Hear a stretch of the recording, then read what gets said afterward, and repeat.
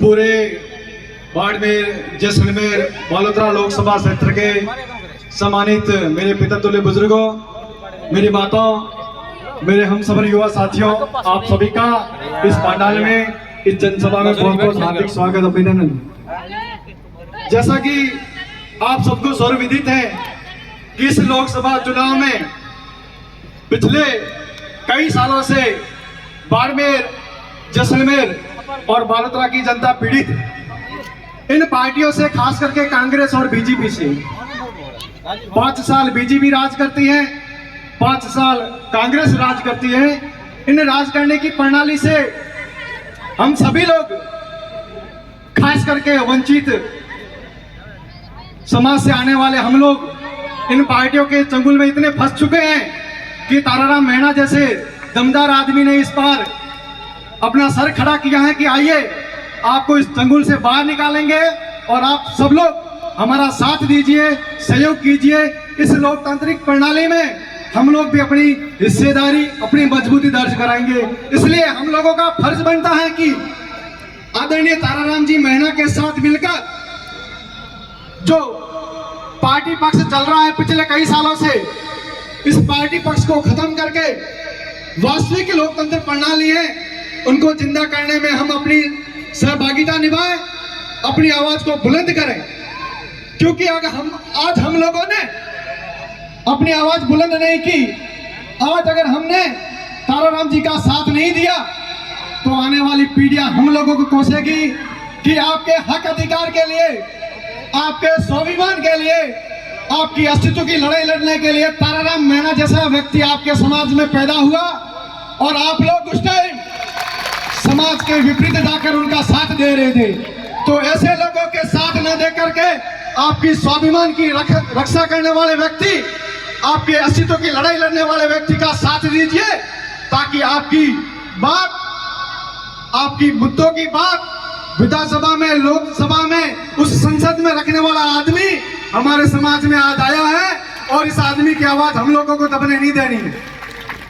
ये हम लोगों का सौभाग्य है, ये हम लोगों को अवसर मिला है, उस अवसर को भुनाना है। किसी भी सूरत में उस 26 तारीख को इस प्रकार से वोटिंग करवानी है कि पूरे लोकसभा के क्षेत्र के हर व्यक्ति, हर मतदाता ताराराम जी के पक्ष में वोट करने को मजबूर हो जाए। क्योंकि मैं आप सब लोगों के माध्यम से उन लोगों को कहना चाहता हूं, चाहे वो कांग्रेस पार्टी के उम्मीदवार हो, चाहे वो बीजेपी पार्टी के उम्मीदवार हो, चाहे वो कोई अन्य प्रत्याशी हो, ताराराम जी के साथ डिबेट करवा लीजिए, चाहे वो किसी भी मुद्दे को लेकर हो।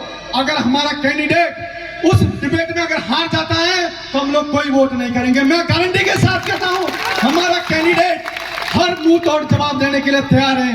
क्योंकि इस आदमी ने धरातल में, रेगिस्तान के एक एक कण के अंदर, तपती हुई इस जमीन के अंदर हमारे व्यक्तियों को किस प्रकार की समस्या है, उस समस्या को देखा है, खुद व्यक्ति ने झेला है। जिस आदमी ने समस्या को झेला है, देखा है, वो आदमी आपकी मजबूती से बात करेगा, आपकी मजबूती से बात रखेगा।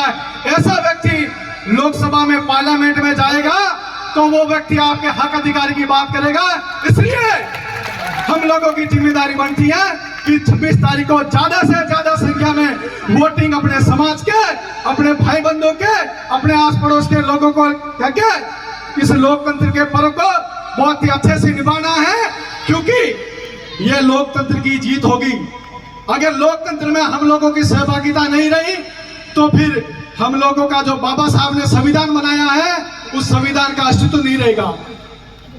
तो ये चीजें मैं आप लोगों को, क्योंकि बहुत सारे वक्तागण भी हैं, आप लोगों को बताएंगे, आप लोग भी सुनोगे, आप लोगों को वो भी सुनाने का मौका मिलेगा। तो वक्तागण बहुत ज्यादा है। मैं आखिरी बात करके अपनी वाणी को विराम दूंगा। आज बहुत बड़े हमारे समाज के 2 बड़े स्वतंत्रता सेनानियों का, एक तो बलिदान दिवस है, एक की जयंती है।